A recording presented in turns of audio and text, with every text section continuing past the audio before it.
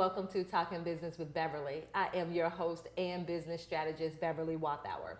And thank you so much for joining us as we support you, the entrepreneur, in getting the clarity needed to create time and financial freedom in your business. And so we do this by not only addressing your business needs, but also your physical, mental, emotional, spiritual, and financial needs as well. And now join me in welcoming Shantae Gonzalez to the show. Hello, Shantae. How are you? I'm awesome. How are you? I am well. And so I brought Shantae on. She's going to talk to us about her entrepreneurial journey. So I think it's always interesting to kind of hear other people's stories so that we know and realize we are not the only ones that are going through whatever we're going through at this point in our journey. And so, Shantae, before I actually dive into the conversation, I love to play this game with my guests where I ask them 3 random questions. So, Shantae, are you game to play the game? Yes. Okay. So, Shantae, what is your favorite TV show? Still to this day, Full House. Do you watch the remake? No. Fuller House. There we go. Okay. I like look. them. You like it too? Okay. Yeah. Okay. And so, what is your favorite meal to or food to cook? Spaghetti. Just make it simple. I thought Yeah. she was gonna say bowl of hot dog. I'm like, look here, Shantae, go whatever floats your boat. Okay. And then, what is your one of the books that you would recommend for any entrepreneur to read? Profit First. Oh yes, that's a good one. That's Yeah. a good one. Okay, well, Shantae, let's go ahead and dive into this conversation. So, tell the viewers, what kind of business do you have? I have a business management agency. Okay, so what does that mean, business management agency, and who do you serve in that business? A business management agency is simply an agency that manages your entire business. I serve mom CEOs. Okay, and so are your people, do they have an online business, offline, both? Does it matter? Mostly online businesses, but I have served both. Okay, and what type of entrepreneurs do you normally serve in those businesses? Female coaches, speakers, and authors. Awesome. So kind of tell us, how in the world did you get into this line of entrepreneurship? Well, have a son. I have 4 children, but my oldest, he was diagnosed with ADHD. And I had to basically find another means of funding us, finances, because I kept getting late for work and then I got fired. I didn't want my resume to look like as if I was bouncing everywhere. So I decided to become stable and just use my 15-year experience of administration. Okay, so look, she took something that somebody else was paying her to do, and she parlayed that into a business. Yeah. Because sometimes people are like, well, I don't know what to start. I don't know what kind of business to start. Right. It starts with your gifting. Whatever you're good at, it's your gift. And so it's pretty much, I don't know of any place where I work where I can't maybe take that and create some type of business from that. Right. Yeah. And so for you, so in a lot of entrepreneurs, it's usually something personal, like something usually happened. And so from that was kind of like the catalyst that kind of took them into entrepreneurship. Right. So you said for you, it was your son being diagnosed with ADHD. Attention deficit hyperactivity disorder. Yes. Okay, so they kept like, look, come get your child. The school calling. Oh, she looking at her phone like, hey, go to school again. This boy. Again. So for you, it was like, hey, I needed to do something to kind of accommodate his situation. Yeah, it was very extensive. I was getting called at least 3 to 5 times a week. So basically every day. Every day. And that became, then of course I had another child. She was itty bitty. So she was like maybe 1 or 2, 3. So it was just much better to just work from home. Yeah, so she needed something once again to accommodate the needs of your family. Had to. And so, kind of talk with us, because especially if you're looking at social media, everything is, look, everybody, we have the Lamborghini and we're taking pictures in front of the Eiffel Tower. Right. But that's not how it's not always like that. So for you, tell us, what were some of the challenges that you had actually getting started? Because we know you had 2 babies at home. So kind of what were some of the challenges you had getting the business up and going? Well, my only income from that was like his SSI. Very, very personal. I don't think I've ever mentioned that anywhere. Right, exclusive information right here on Talking Business with Beverly. Okay. Very exclusive. It basically really started before my son. All the burning passion, because there was a lot of moms I used to work in a daycare center. So it was a lot of moms that brought their children to daycare with no Pampers, sometimes no food. They were always sick. And I would sometimes talk to the moms, and it was always a stressful situation at home. And it just ranged from different things, whether it was a job or really personal at home. And I knew that I wanted to go to the CEO and the leader. I wanted to work directly with that leader, whoever that leader was. And that's what burned. And then I basically just started working all these odd jobs. And when I look back, so going further back, I was diagnosed. I was considered a crack baby. Mm-hmm. So it started really off with my mom. I was adopted twice, and it was like, what is going on with the moms? What is going on with us? Why can't we get it together? Or why we keep getting hit with all this stuff?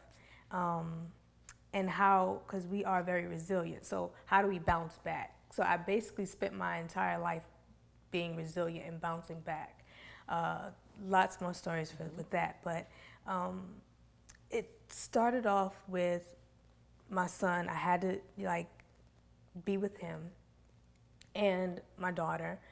I have 4 children, but for them, and then basically it was just compassion that drove me. I think it's just compassion. Mm-hmm. I think that's the best word for me to use if I had to sum everything up. Gotcha. So that compassion, and then having the son, the daughter mm-hmm. at home, and then knowing that a traditional type of job just wasn't going to cut it right. For that situation, and so some of that challenge was even you kind of finding that lane or that zone or where you wanted to fit in, but right. you knew from the very beginning that you wanted to work with moms, though. That was a driving passion. Yes. And you guys, even as entrepreneurs, listen to that little voice, because usually, and a lot of the times as entrepreneurs, we're some form of our ideal client. Right. So we are. Check what's going on with you with something that you may have overcome or been able to solve right. as a problem, and then look and see how you can actually be, do that as an entrepreneurship. Correct. Yeah, Correct. I love that. And so, Shantae, we're going to continue this conversation right after these messages.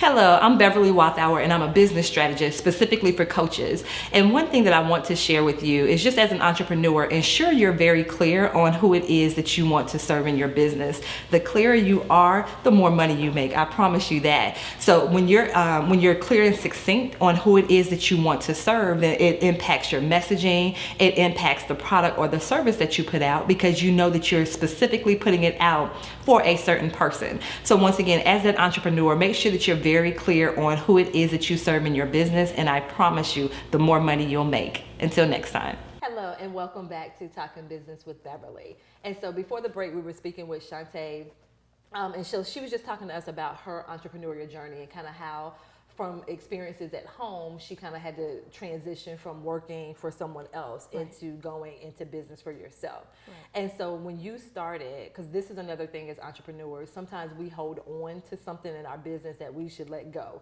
So you kind of talked about, what you're doing now mm-hmm. is not what you started off doing in your business, correct? No. Okay, so what did you start off doing, and kind of walk us through the transition from where you started to what you do now? When I started in my business, I just started off answering phone calls for construction workers and doing just the email administrative basic task.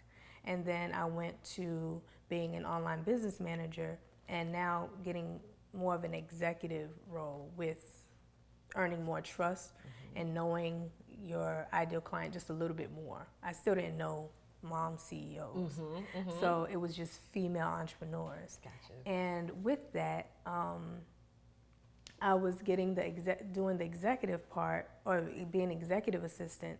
they allowed me to go into their email marketing systems. This is where the systems played a huge role at, because it was so disorganized. And so that's one of my gifts. I love organization. So then I started organizing, and I found a love for systems, which that's why I'm called a system stylist. And now I'm as a life transformation strategist, and I use systems to build both the life and business. I love that. And so for you, because once again, I think it's important for entrepreneurs to hear that it's not always a straight path to get to where we are now. So what caused you to transition from doing the virtual assisting to being the online business manager? Like, what kind of triggered that transition?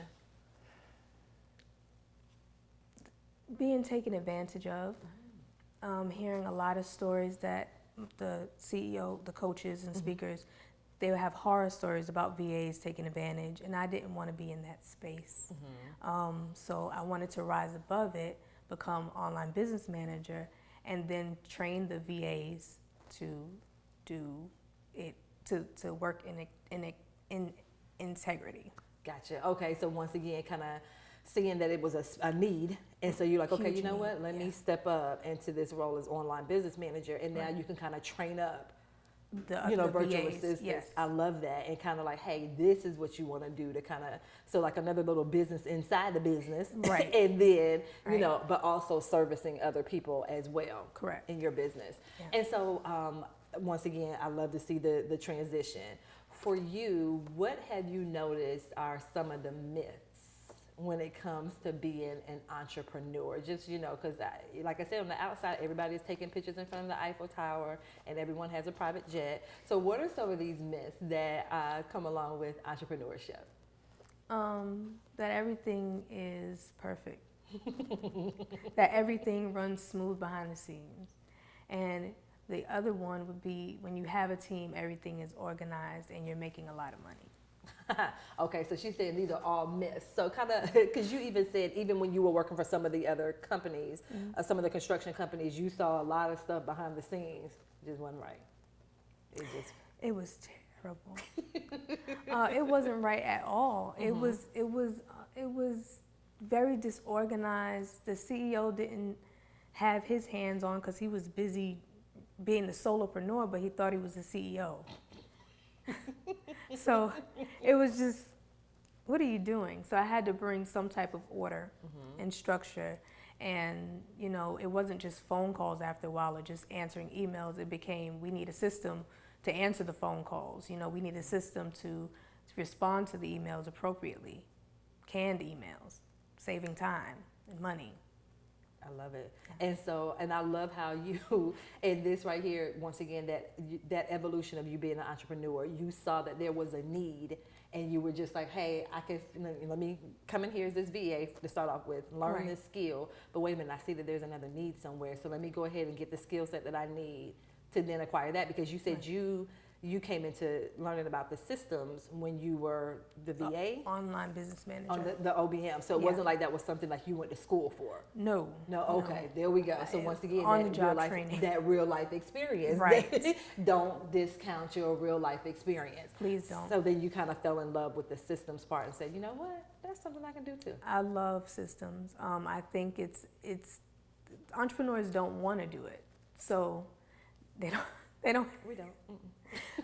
We don't have time, and I'll go so far as say we don't have time to do it, because when you start to do speaking engagements and conferences and retreats, you don't have time to do systems. Gotcha. And so once again, we have people like Shantae, though, that will come in and help us get our systems together, maintain the systems, all that good stuff. Right. And so that way we can focus on our zone of genius. Zone of genius. There we go. Yeah.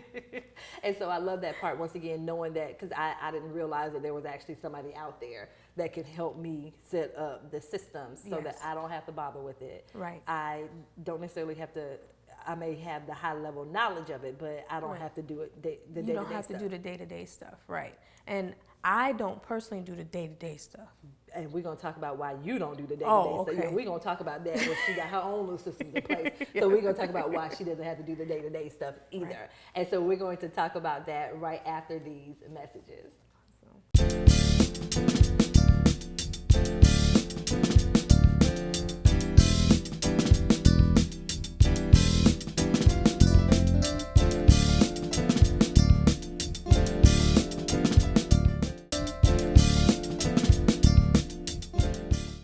Hello, I'm Beverly Walthour, and I'm a business strategist specifically for coaches. And one thing that I want to share with you is just as an entrepreneur, ensure you're very clear on who it is that you want to serve in your business.